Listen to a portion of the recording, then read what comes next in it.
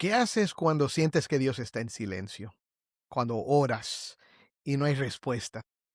Cuando esperas y nada cambia. Seamos honestos, en esos momentos parece que Dios está lejos. Esto fue exactamente lo que sintieron los discípulos cuando Jesús les dijo algo desconcertante. Un poco más y no me verán. No lo entendieron. Y muchas veces nosotros tampoco. Pero en esas palabras hay una promesa que transforma cómo entendemos el dolor, la espera y el silencio de Dios. Hablemos de esto hoy.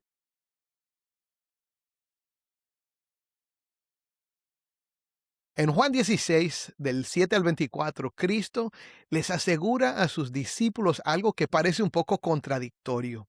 Les conviene que Él se vaya.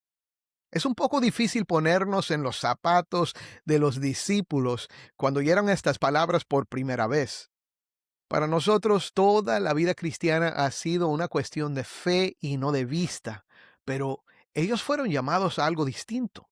Ellos caminaron junto a Jesús, aprendieron sentados a sus pies, vieron sus milagros de primera mano y fueron sus amigos personales. Para ellos, entender que el camino a la victoria del Mesías prometido pasaba por la cruz fue un proceso lento y doloroso. Incluso en este punto del relato todavía batallan por comprenderlo. Sin embargo, Cristo decide dar aliento a sus almas, enseñándoles lo beneficioso que será su ausencia, por más extraño que les parezca aceptarlo. Hoy quiero que profundicemos en una frase de Jesús que dejó a los discípulos rascándose la cabeza. En el versículo 16 Jesús dice, un poco más y ya no me verán. Y de nuevo un poco y me verán. Si somos honestos, a nosotros nos pasa lo mismo que a ellos. Odiamos la incertidumbre. Cuando atravesamos una crisis o sentimos que Dios está en silencio, ese poco tiempo se siente como una eternidad. Interpretamos la ausencia de Jesús como abandono.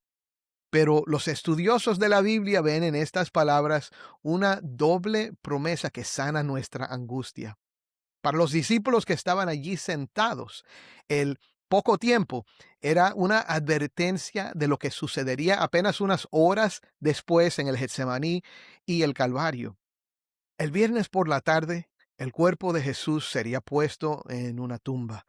El mundo se alegraría creyendo que había vencido, mientras los discípulos llorarían sumidos en la confusión. Pero entonces, 3 días después, el domingo de resurrección, el dolor de la pérdida se transformaría en un gozo explosivo. Para ellos, la ilustración del parto se cumplió literalmente en un fin de semana. El dolor de la cruz fue el dolor de parto que dio a luz a la esperanza de la resurrección. Sin embargo, hay una segunda capa en esta verdad que nos incluye a ti y a mí.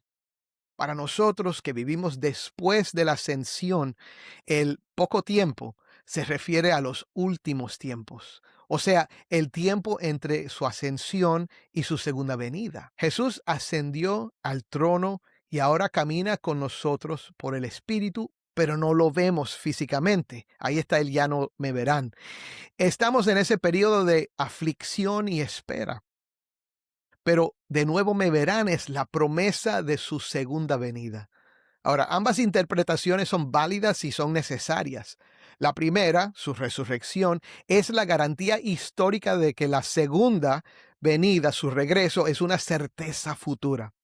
Si el dolor de los discípulos terminó en el gozo del domingo, nuestro dolor actual terminará en el gozo de la eternidad. Ahora, lo que quiero que veas hoy es que la ascensión de Cristo garantiza que disfrutaremos de un gozo eterno en su segunda venida. Jesús era un comunicador extraordinario que sabía cómo llegar al corazón, pues él conocía perfectamente las fibras más profundas del ser humano.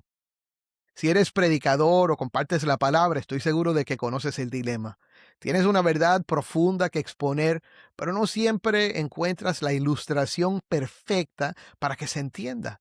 Jesús, lleno del Espíritu Santo, nos entrega aquí una ilustración perfecta para comunicar tanto la dificultad como la alegría de esperar su regreso.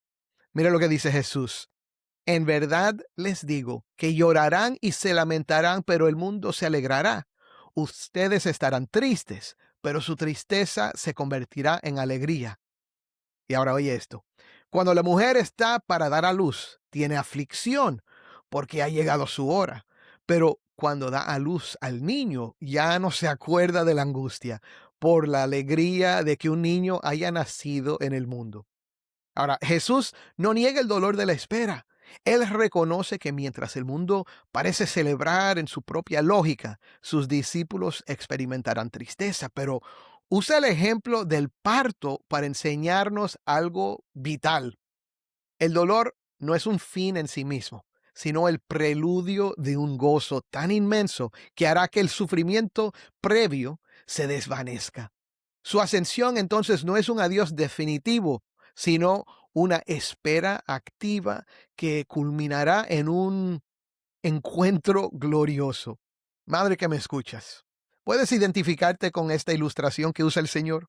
Claro, solo la mujer que lo sufre puede entender plenamente lo que son los dolores de parto, pero todos tenemos una idea de lo que implican.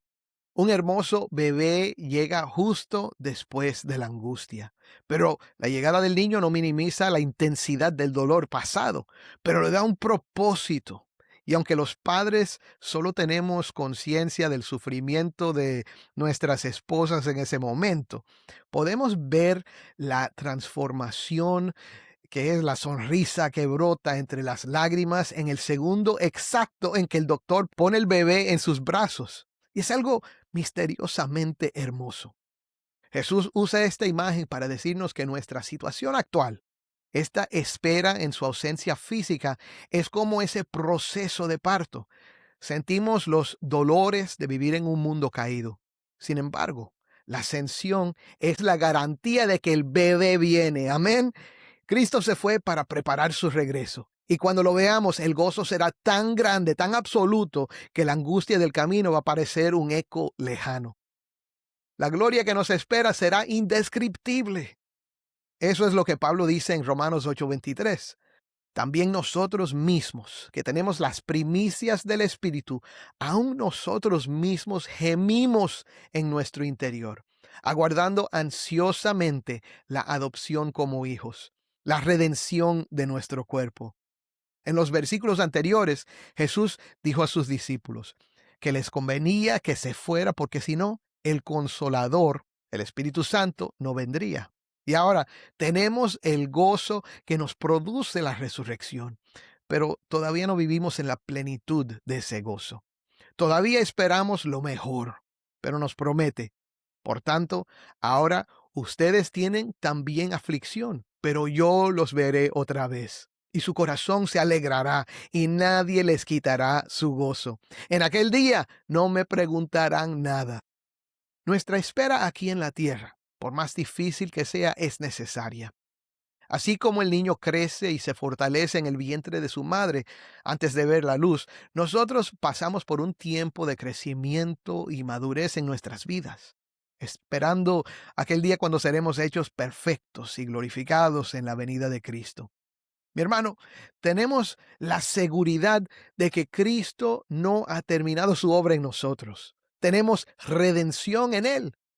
La obra redentora de Cristo culmina legalmente en su ascensión y el derramamiento de su Espíritu, pero la aplicación práctica de esa redención en nuestro carácter, eso requiere de este cambio de situación, uno en el que Cristo reina desde el cielo y el Espíritu habita en nosotros, conformándonos más y más a la imagen del Hijo. No estamos simplemente perdiendo el tiempo mientras Él vuelve. Dios nos está transformando. En aquel día, nuestra fe finalmente se convertirá en vista. Nuestra confusión se convertirá en entendimiento pleno y nuestro gozo será por fin completo. El apóstol Pablo argumenta sobre este gozo y esta gloria venidera, conectándolos directamente con nuestro proceso de santificación. Eso es en Colosenses 3, del 1 al 4. Oye esto. Si ustedes, pues, han resucitado con Cristo, busquen las cosas de arriba, donde está Cristo sentado a la diestra de Dios. Pongan la mira en las cosas de arriba, no en las de la tierra, porque ustedes han muerto y su vida está escondida con Cristo en Dios. Cuando Cristo, nuestra vida, sea manifestado, entonces ustedes también serán manifestados con Él en gloria. Amén. Ahora ves cómo la ascensión de Cristo, aun con lo difícil que es su ausencia física, es de beneficio para nuestro gozo y nuestra futura gloria. Pablo nos manda a poner la mira en las cosas de arriba, porque allí es donde está Cristo. O sea, nuestro enfoque no debe estar en el dolor de la espera, sino en la gloria de aquel que viene otra vez.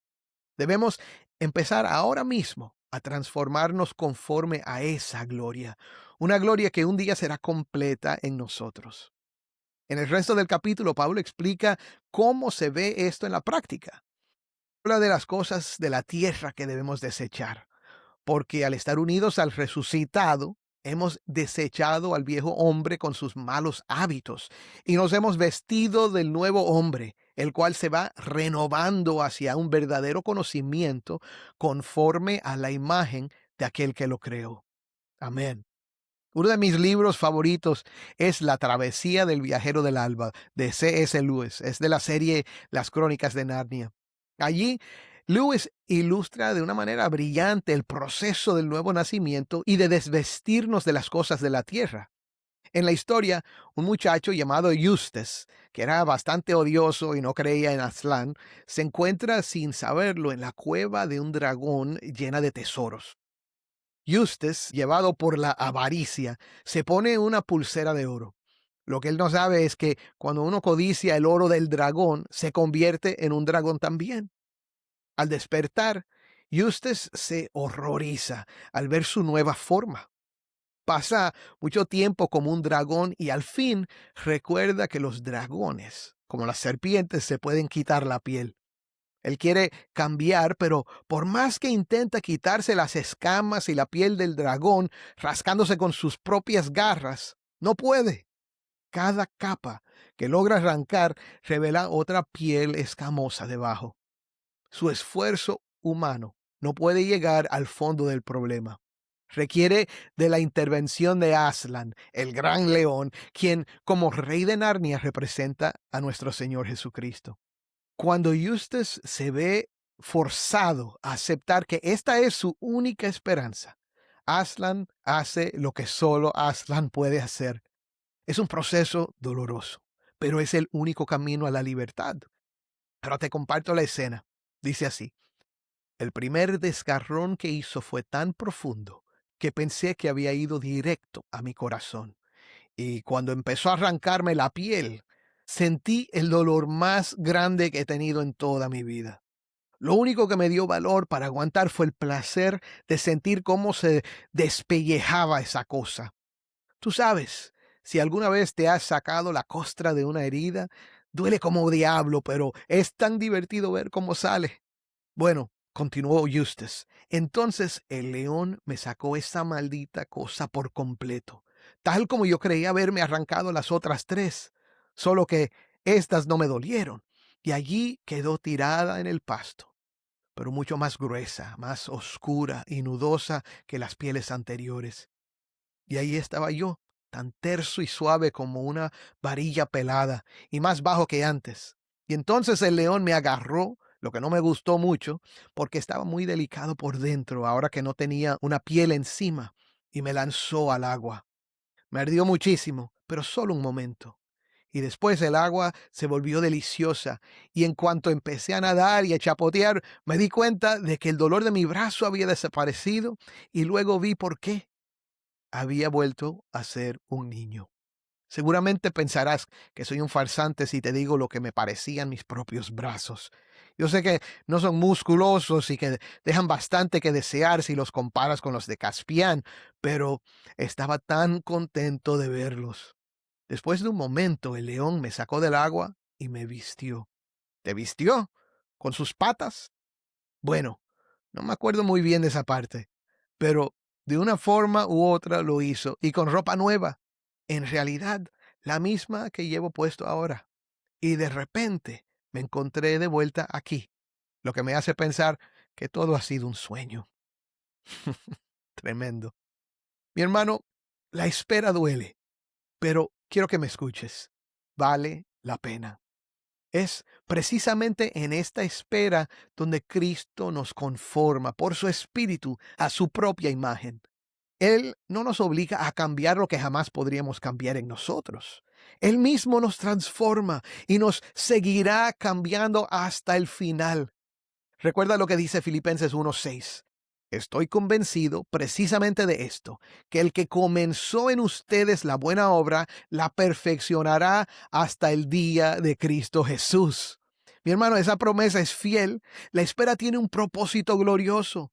No te desanimes por el dolor del proceso, porque la obra que Él comenzó en nosotros, Él mismo se encargará de perfeccionarla hasta el final.